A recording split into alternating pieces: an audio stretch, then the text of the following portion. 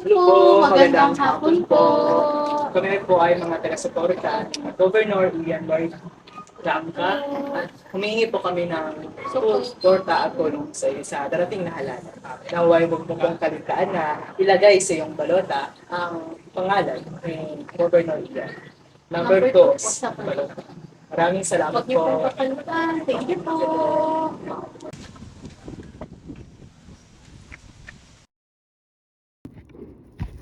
Trangka? Sino kaya to at ano kayang plano nito sa aming probinsya? Ma-search nga.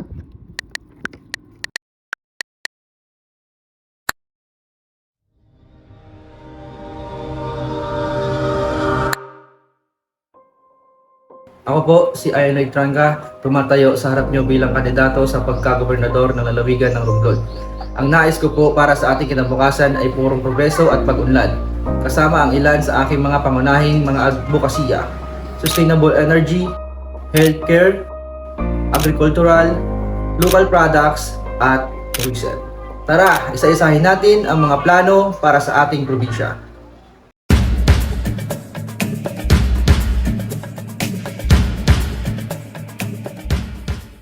Solar panels, harnessing the abundant, are not just gleaming symbols of progress.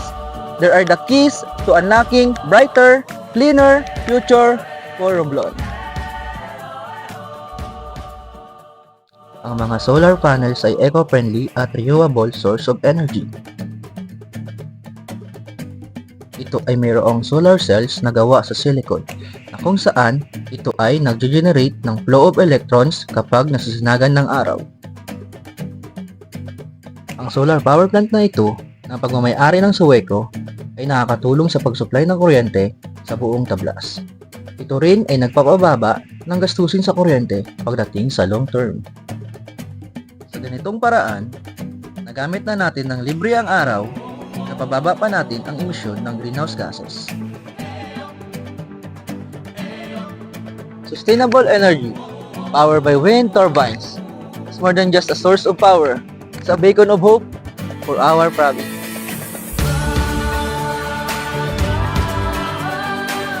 Kung ang solar panels ay kumukuha ng enerhiya galing sa araw, ang windmills o wind turbines naman ay kumukuha ng enerhiya galing sa hangin. Ito ay mataas na tower na mayroong 3 blades sa rotor nito na umiikot kapag may hangin. Kada rotation nito ay nagpo-produce ng electricity. Ang mga wind turbines na ito ay nakakatulong sa pag-supply ng kuryente sa bayan ng Romblon.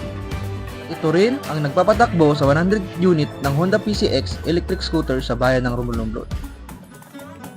Sa ngayon, meron tayong 3 wind turbines sa probinsya na nagpo-produce ng 900 kilowatts of electricity para sa ating mga mamamayan. Ang pagsuporta sa sustainable energy gaya ng solar panels and windmills ay isa sa mga nais kong tutukan para sa renewable at malinis na kinabukasan ng Romblon.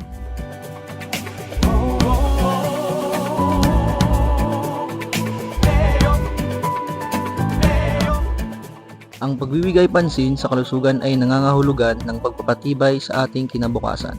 Ito ay nagpapalakas ng ating ekonomiya at nagtatayo ng katatagan. Magkaisa tayo para sa isang mas malusog at mas masaya na lalawigan para sa lahat.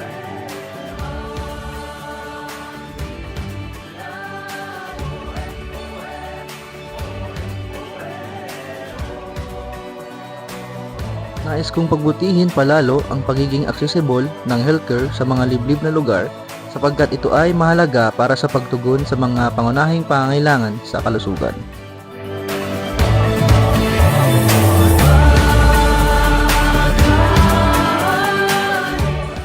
Join us in honoring our agricultural heritage and shaping a prosperous future together.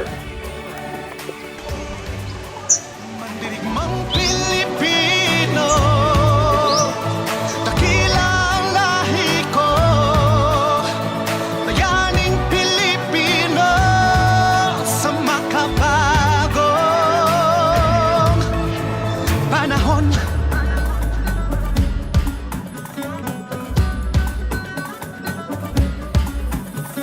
Halina't hawakan ng aking kamay, sabay abutin natin ang tagumpay. Patuloy lang tayo sa pagpapanday. Tiwala sa Diyos ang sandat at gabay. Kilala ang Romblon bilang marble capital ng Pilipinas dahil sa mga yamang marmol nito.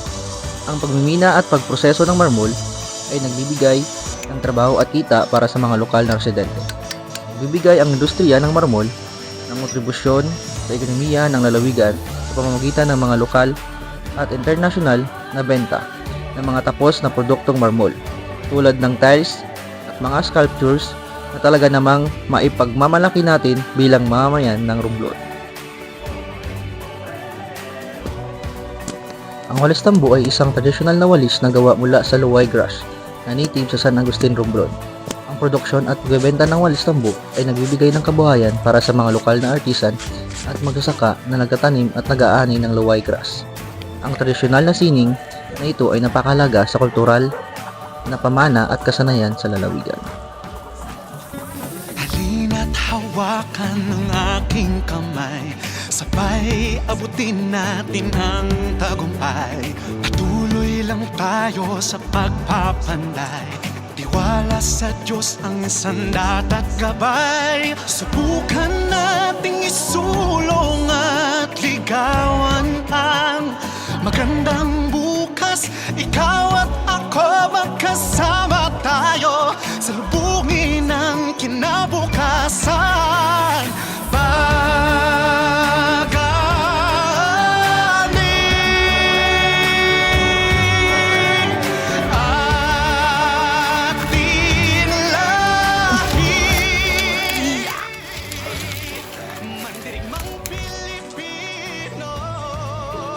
Ito ang pangunahing hanapbuhay ng mga taga San Agustin, pagyamanin ang sariling atin.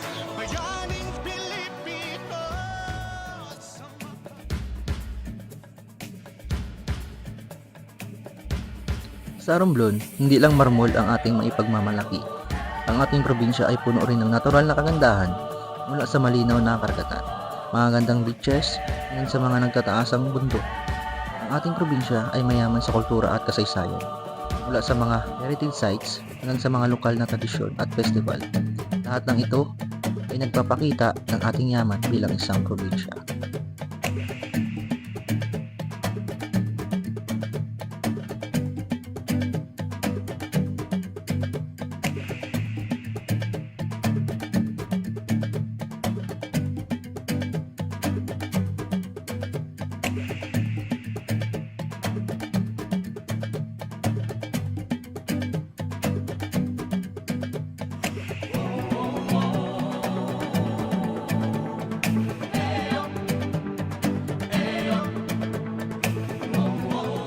Bunbun Beach, isa sa yaman ng Romblon, pagyamanin ng sariling atin.